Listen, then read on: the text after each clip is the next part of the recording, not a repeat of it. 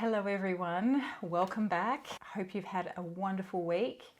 I've had a really good week this week. I feel like we've gotten out and about a little bit more. The puppy is now old enough to go for walks and go to the park. So that's really nice. We've been getting a little bit more exercise. So overall, I'm feeling much better. I had a lovely time on the live on the Sentinels channel last night. So that was really good fun with Rouge from The Sentient Man as well. We're doing those every week. So if you're interested to tune in, then head over to the Sentinels channel. I will link his channel down below. And every week we will do a live session with a different topic and a different visitor. Just if you're interested, go check it out. So today I'm doing a tag video. I was tagged by the beautiful Yve from Yve Spiders Smells. She did recently the sexy fragrance tag video and she's asked me to do one as well. So I am doing it. So if you don't know who Yve is, and I'd be really surprised if you didn't, if you're watching my channel, but I will link her channel down below. She does fantastic reviews and she has excellent taste. And I just love how she describes fragrances. I really feel like she takes me to the place that those fragrances take her, even though I'm not smelling them. So if you want to check out a really great descriptive reviewer of fragrances, then definitely check out Yve's channel. So I will launch straight in now. Yve did fragrances for men and women for each of the questions.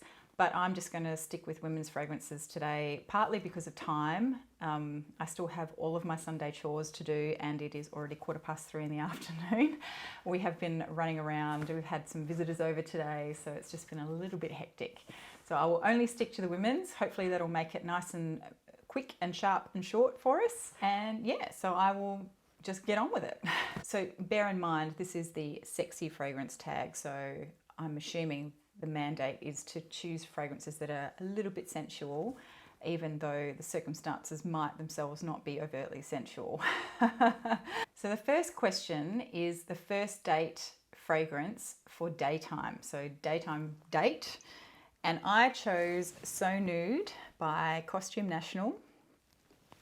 I've talked a bit about this lately. I love this fragrance. This is a tuberose fragrance primarily, but it's kind of a spicy tuberose fragrance and it has a cumin note in it. So it was intended when created that they intended to create this to make it feel or emulate a woman's skin. I think last time I did a video on this and I talked about it and I said emanate, but it's emulate. That's what I was trying to say. So this was meant to emulate a woman's skin. And I think they did a fantastic job, I might say. I wish my skin smelled like this all the time, but now it can because I'm wearing this fragrance on a regular basis. So yeah, this is a tuberose fragrance. It's a little bit spicy and it has that cumin note in it to give it just that little bit of a sexy kind of body skin scent to it.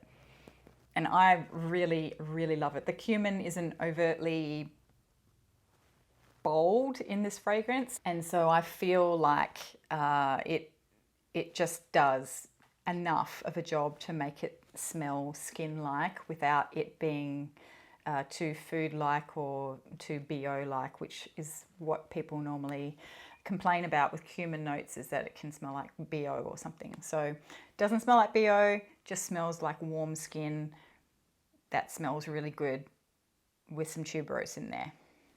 The next question is the first date fragrance for nighttime. And I don't know why, I kind of struggled with this question. There were so many that I wanted to choose, but in the end, I chose Nero Assoluto by Roberto Cavalli. I discovered this fragrance only last year. I bought it on discount at the local chemist. And it's beautiful. I mean, I literally just spritzed it on the day and I think it was less than $30. And so I just picked it up. I just thought it was fantastic for the price. What does this smell like? This is a, actually I put it on a strip because I think I can smell it better on the paper. This is kind of a, it's it's got a bit of a floral opening, but I wouldn't necessarily know what flower it is. But it also is a little bit woody, and it's definitely got some vanilla in there, but I feel like there's a fruit note in this, and I don't know what it is. Maybe apple or something, but it's really subtle, but it's just enough to give it that kind of fruity sweetness. And then you've got the vanilla and the woods, which kind of gives it a darker note. There is definitely something in here that makes it noirish, hence the Nero. But it does definitely have a nighttime feel to it. It's really, really beautiful. Totally underrated too, I think. The only person I've ever really heard talk about this is Emmy from Emmy Ever After. And it's funny that she's been talking, she just did a live this morning and she was talking about this fragrance on there. And I just thought that was funny because I'd already done my list for this tag, and I had actually intended to film this video yesterday, but things just got crazy and I wasn't able to. But this is beautiful, beautiful fragrance and really well priced. So if you're looking for a really nice nighttime, sort of sexy, but also totally wearable pretty much anywhere kind of fragrance, then this is the one to go for if you're really on a budget. I love it. I think it's beautiful. Nero Assoluto by Roberto Cavalli. The next question, what's the next question? The next question is a cuddling fragrance. Ooh, so this was another hard one. Actually, these were all hard. I always have trouble just picking one. Everyone has that problem. But I chose Absolute Aphrodisiac by Initio Parfums. This is an ambery vanilla, but I get a lot of leather in this fragrance, but it's so sweet that it doesn't smell like a normal leather fragrance. I don't have many fragrances that actually have a leather note because a lot of the time the leather note doesn't really agree with me. But this one is just beautiful. And the amber in it is so cloud-like, but then you've got that really sweet vanilla that comes through. And it is just sort of moreish. You just want to keep sniffing it. I mean, the only problem with this fragrance is that when I wear it, I feel like it wears off too quickly and then I can't smell it anymore. And I'm sure it's just that I'm becoming anosmic to it because I probably spray too much of it when I put it on. This is so addictive, this fragrance. I really, really love it. What I probably should do is spray it on a handkerchief or something and carry it around with me so that I can just sniff it occasionally because, it's just beautiful. I just want to eat it. It's just gorgeous, even though I don't think it's a gourmand, but so nice. Beautiful, beautiful fragrance. I'm pretty sure most people have smelled this or heard about it by now, so I'm not going to talk too much more about it. But probably one of the few fragrances in my collection or that I've smelled that have a leather note that I actually really, really love. The next one, I think I already know which one this is just based on the fragrance that I've chosen, is the Intimacy fragrance. And originally I was going to put Absolute Aphrodisiac as the Intimacy fragrance because it does draw you in, people just love smelling it. So it makes someone want to come closer to you. But ultimately I went for Intimacy with BDK Rouge Smoking. I only bought the travel size of this because I thought the travel size would be enough to last me quite a long time. But as it turns out, Matt really, really loves this fragrance a lot. And every time I wear it, he just goes, "What is that?" So I'm going through it a little bit faster than I expected to. And I guess that means I'm probably going to have to upgrade to a full bottle at some point. The reason I only got the travel size originally was because I thought this fragrance, it felt a little bit too sexy for me. I didn't feel like I could really pull it off. And because it does really remind me of, I don't know, going into a French jazz club or something like that, somewhere dark and underground where they play cool jazz music and everyone's in the dark and snuggling in corners and drinking cocktails, and that's what this reminds me of. In any case, I will be buying a full bottle. So it smells, basically it's a very cherry heavy fragrance for me, and it's a little bit smoky as well, and it's very sweet. So yeah, this is this is really, really good. And I'm kicking myself that I didn't buy a full bottle of it in the sale when I saw that there was a sale on, because well, you know, basically the 10 ml is not sufficient. It's just not going to be enough. The next fragrance, oh God, this was so hard, so hard. The next fragrance is a wedding fragrance. And this is hard for me in two ways. I don't consider myself to be a very sexy kind of person. I'm pretty naive most of the time. So, and I get really embarrassed about these sort of things. So I would never think that a fragrance that I wear on my wedding day would be sexy. I just wouldn't think of a sexy fragrance for a wedding. But also, I've never been married, and I also don't think I'm going to be getting married in the near future. So I've just never thought about it. So I had to think of a fragrance that I have in my collection that I might wear for a wedding day. I guess it would depend on the type of wedding that you were having. But I guess I would assume that I would be getting married in the daytime and somewhere, you know, maybe in the spring or something on a sunny day. So it's a sunny day wedding. I don't know. I narrowed it down to 3. Okay, so I'm just going to race through these 3 fragrances really quickly because I couldn't choose between them.